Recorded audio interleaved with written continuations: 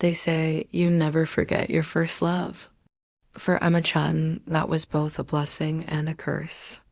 15 years after walking away from the only woman who ever truly knew her, Emma finds herself standing in the doorway of her Seattle art gallery, staring at a face she thought she'd never see again.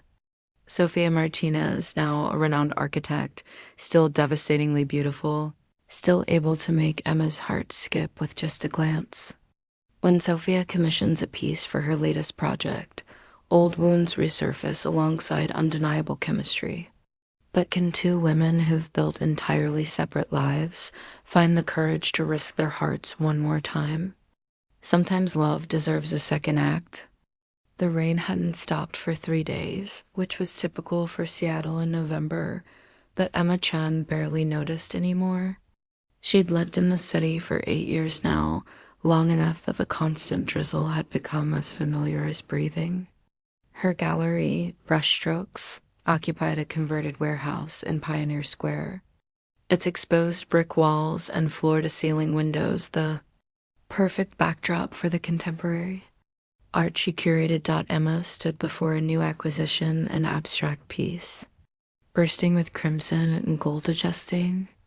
Its position for the third time that morning. At 42, she'd built a life she was proud of, a successful gallery, a cozy loft apartment overlooking Elliott Bay, and a reputation as one of the city's most discerning art dealers. It was a quiet life, perhaps, but it was safe, predictable, nothing like the chaos of her youth. The bell above the gallery door chimed, pulling her from her thoughts. "We're not open yet," Emma called out without turning around. "Hours start at 10. You always were an early riser." The voice hit Emma like a physical force, stealing the breath from her lungs. She knew that voice, had heard it in her dreams more times than she cared to admit. Slowly, she turned around. Sofia Martinez stood in the doorway, rain-dampened and impossibly beautiful. Her dark hair, once wild and past her shoulders, was now cut in a sleek bob that framed her angular face. She wore an expensive charcoal suit that spoke of success, but her eyes, those warm brown eyes that had once looked at Emma like she hung the moon, held the same intensity they always had. "Sofia?" Emma's voice came out steadier than she felt. "What are you doing here?" "I heard you had a gallery." Sofia stepped inside, water dripping from her tailored coat onto the polished concrete floor. "I'm working on a project nearby the new waterfront development. My firm is handling the architecture. I needed art for the lobby, and someone mentioned your name. 15 years. It had been 15 years since Emma had walked away from their apartment in San Francisco, leaving behind a note and the engagement ring Sofia had given her just weeks before. 15 years since she'd looked into those eyes and seen her entire future, a future that had terrified her so completely that she'd run. "You're doing well," Emma managed, gesturing vaguely at Sofia's obviously expensive attire. "I've seen your name in magazines. Martinez and Associates." "Very impressive." Sofia's smile was careful, practiced. "And you?" "This place is beautiful, Emma. You always said you'd open your own gallery someday." The formality between them felt wrong, like they were strangers making small talk instead of two people who'd once known every inch of each other's bodies, every secret of each other's souls. Emma had memorized the sound of Sofia's laugh, the way she hummed while cooking, the exact shade of her eyes in morning light. "Why are you really here, Sofia?" The question came out more vulnerable than Emma intended.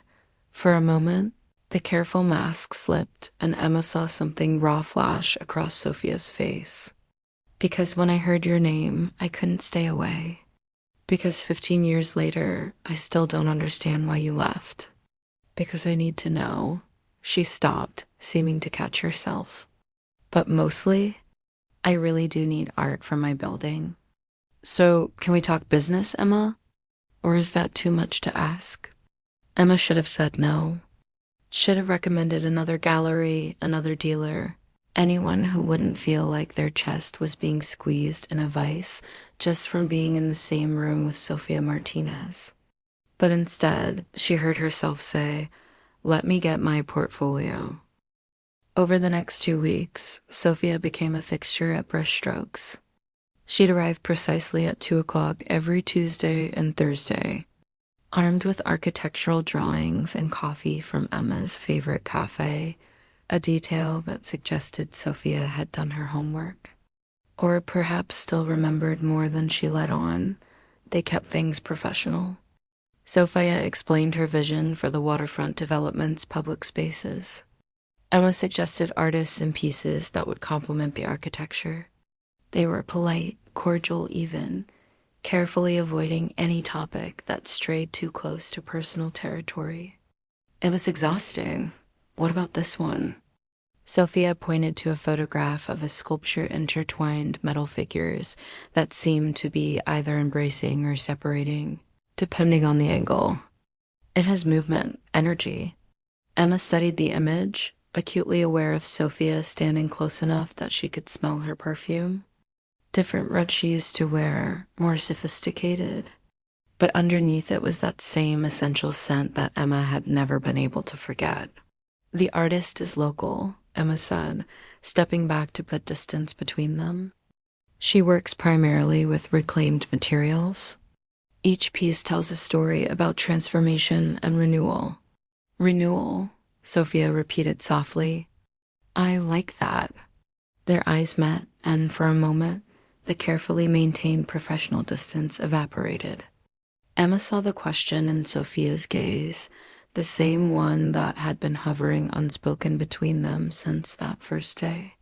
"Sofia," Emma began, but her assistant Marcus burst through the back door carrying a large canvas.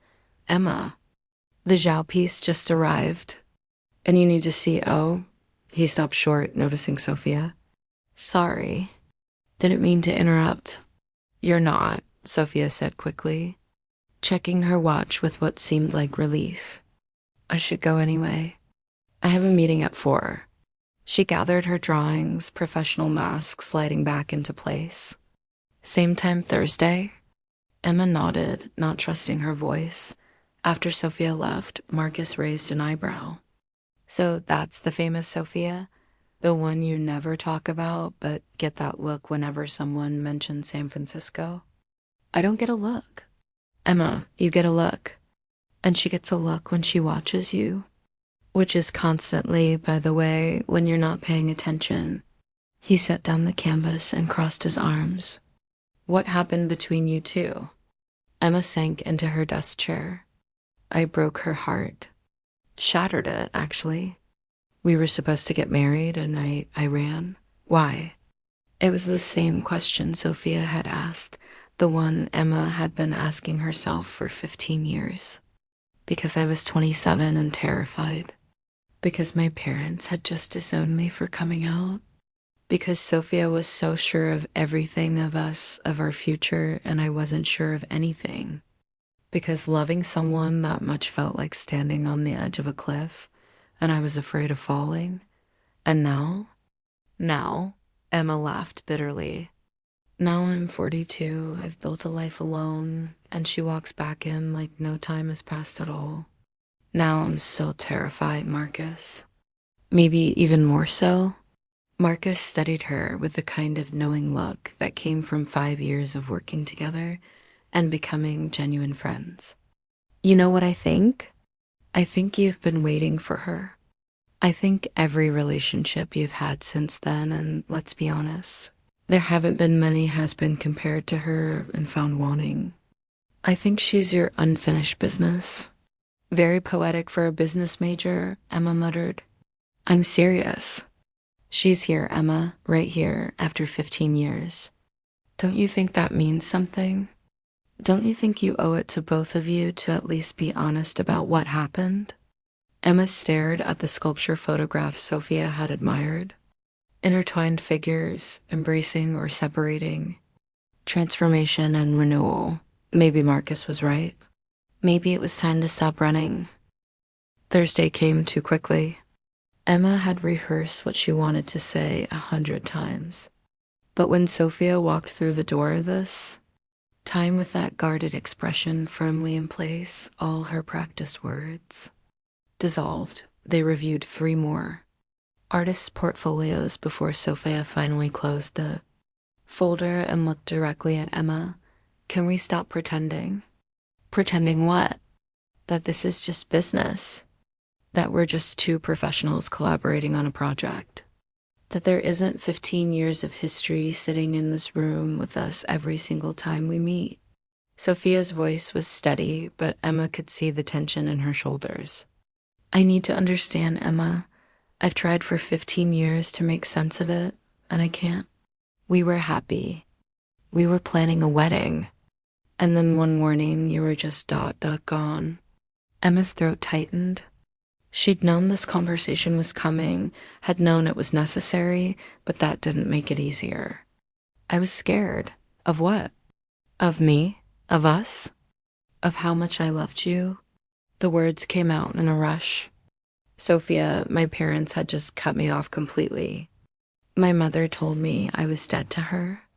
I'd lost my entire family because I chose to be with you, and I couldn't handle it. Every time I looked at you, I saw everything I was risking, everything I could lose. Sofia's expression softened slightly, but pain still shadowed her eyes. So you left me instead? That makes no sense, Emma. I know it doesn't. Emma stood up, unable to sit still any longer. But I was 27. I was drowning in grief over losing my family, and I didn't know how to process it. You were so confident, so sure of our future, and I felt like I was falling apart. I thought, she paused, the memory still sharp after all these years. I thought you deserved someone whole, someone who could love you without all that baggage. That wasn't your choice to make. Sofia's composure cracked, anger bleeding through. You didn't get to decide what I deserved. You didn't get to make that choice for both of us. You're right. I know you're right. Emma faced her, letting Sofia see the regret she'd carried for so long. It was the worst decision I ever made. I've regretted it every single day since. The silence that followed was heavy with unspoken emotions. Sofia's hands trembled slightly as she gripped the edge of Emma's desk. Do you know what the hardest part was?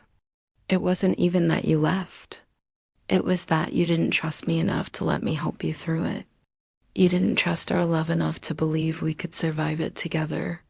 The words hit Emma like a blow because they were absolutely true. I didn't trust myself, she whispered. I was barely holding it together, Sofia. I thought I was protecting you. By breaking my heart. By not dragging you down with me. I was a mess. I spent the next 2 years in therapy trying to put myself back together. Emma moved closer, careful not to invade Sofia's space, but needing her to understand. By the time I was in a place where I could have reached out, so much time had passed. I convinced myself you'd moved on, that you'd build a life without me. And you had look at you. You're successful, accomplished, everything you wanted to be. Sofia laughed, but there was no humor in it. Yes, I'm successful. I threw myself into my career because it was the only thing that didn't hurt. I built a firm from nothing because buildings don't leave you in the middle of the night. I became exactly what you see now because there was nothing else left. Sofia, did you ever think about coming back? In all these years, did you ever consider finding me and explaining? Emma nodded, tears threatening. 1,000 times. I looked you up online constantly. I saw your engagement announcement 7 years ago and felt like I'd been stabbed. Sofia's eyes widened. You knew about Rachel? I saw the photos. You looked happy. Emma's voice broke. I wanted you to be happy, even if it wasn't with me. It didn't last, Sofia said quietly. We called it off 6 months before the wedding. Turns out I had some trust issues to work through. Couldn't imagine committing to someone again after. She stopped, shaking her head. It doesn't matter now. But it did matter. Emma could see it in Sofia's eyes, the same pain, the same unresolved feelings that had haunted her for 15 years. "I'm so sorry," Emma said, "for all of it, for being a coward, for not trusting you, for wasting 15 years we could have had together." Sofia stood, gathering her things with shaking hands. "I need time to process this. I'll email you about the art selections." "Sofia, please, I can't do this right now, Emma." Sofia's voice was thick with emotion. "I've spent 15 years trying to move past you, and now you're here telling me it was all because you loved me too much." I can't." She left without finishing the sentence, leaving Emma standing alone in her gallery, surrounded by beautiful art that suddenly felt as hollow as her heart. Emma didn't hear from Sofia for a week. Then, too, she threw herself into work, but every time the gallery door opened, her heart leaped with hope and plummeted with disappointment. Marcus watched her with sympathetic eyes, but wisely said nothing. 3 weeks after their confrontation, Emma received an email. The subject line read simply, "The lobby piece." "Emma, I've made a decision about the sculpture, the one with the intertwined figures. Transformation and renewal, you said. I think it's perfect, but I need to tell you something. I've been angry for 15 years. Angry at you for leaving. Angry at myself for not seeing it coming. Angry at the world for making it so hard for you that running seemed like the only option. And I've held on to that anger because letting it go meant facing something scarier, that I never stopped loving you. I don't know if we can get back what we had. I don't even know if we should try. But I do know that seeing you again has made me realize I'd been living half a life. I've been so focused on protecting myself from being hurt again that I forgot what it felt like to truly feel anything at all. If you're willing, I'd like to have dinner. Not as client and dealer. Not as former lovers trying to be professionals. Just as Sofia and Emma, seeing if there's anything left worth salvaging after 15 years. The ball's in your court." Sema read the email 5 times, her hands shaking. Then she picked up her phone and called. "Hello?" Sofia's voice was cautious. "Yes," Emma said simply. "Yes to dinner. Yes to seeing what's left. Yes to all of it." She could hear Sofia's smile through the phone. "Tonight, there's a new Italian place on First Avenue. 7 o'clock. I'll be there." Emma spent the rest of the day in a daze. She closed the gallery early, went home, and stood in front of her closet for an embarrassingly long time trying to decide what to wear. Nothing too formal, nothing too casual. Nothing that screamed, "I've been waiting 15 years for this moment," even though that's exactly what it felt like. She arrived at the restaurant 5 minutes early and found Sofia already there, seated at a corner table with a view of the Sound. She'd changed from her usual business attire into dark jeans and a soft blue sweater that brought out the warmth in her eyes. "Hi," Emma said, suddenly feeling like a nervous teenager instead of a 42-year-old gallery owner. "Hi," Sofia gestured to the seat across from her. "I took the liberty of ordering wine. I remembered you liked Pinot Noir, but if you've changed, I haven't. I mean, I still do. Like Pinot Noir." Emma sat down, wondering when she'd forgotten how to form complete sentences. They ordered food, made small talk about the restaurant, the weather, anything but the elephant in the room. But halfway through the meal, Sofia set down her fork and reached across the table. Palm up an invitation. Emma stared at that hand for a moment, remembering all the times she'd held it before. Then she placed her own hand in Sofia's, feeling the warmth of her skin, the slight tremor that said Sofia was just as nervous as she was. "I don't want to waste any more time," Sofia said softly. "Life's too short and we've already lost too much of it. So I'm going to be completely honest with you. I'm scared. I'm terrified, actually. But I'm also tired of letting fear make my decisions. I'm scared, too, Emma admitted. I'm afraid I'll hurt you again. I'm afraid I'm not good enough, that I'm too damaged, that... Stop. Sofia squeezed her hand. Emma, we're both different people now. We've both grown, both dealt with our demons. We can't get back the time we lost, but maybe we can create something new. Something better, built on honesty and trust instead of fear. You really think we can do that? I think we owe it to ourselves to try. Don't you?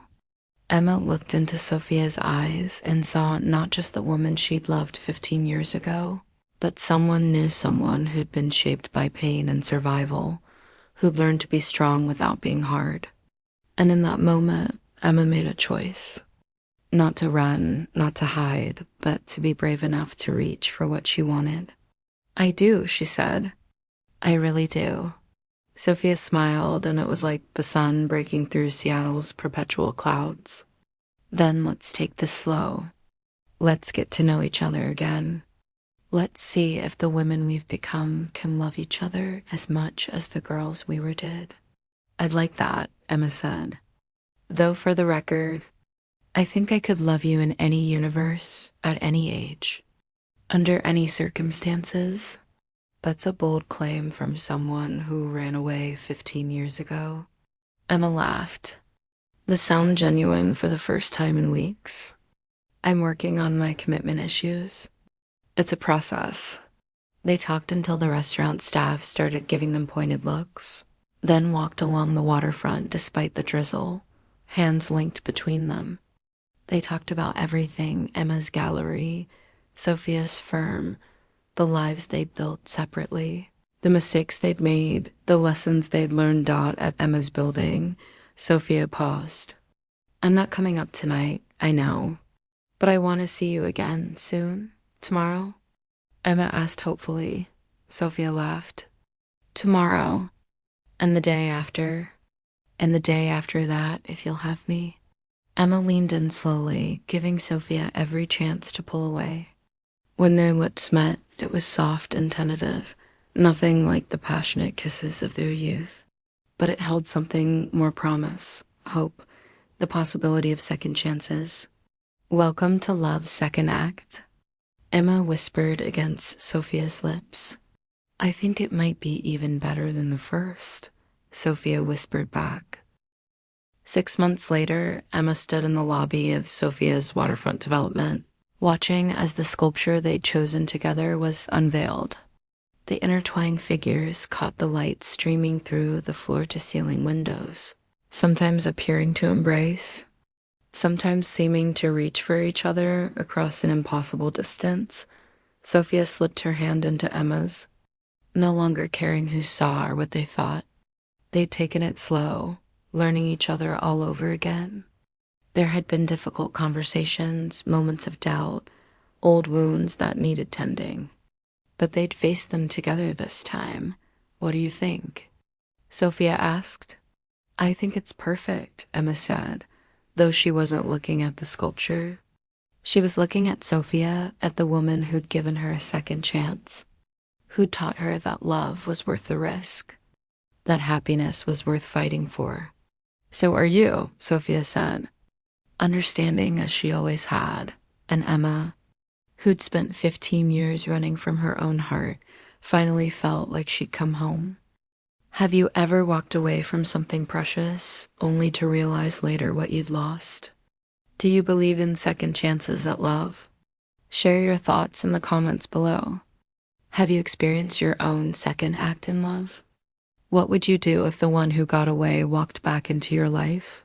If this story touched your heart, please share it with someone who needs to hear that it's never too late for love. And don't forget to follow for more stories about real love, second chances, and the courage it takes to open your heart again. Because everyone deserves a second act.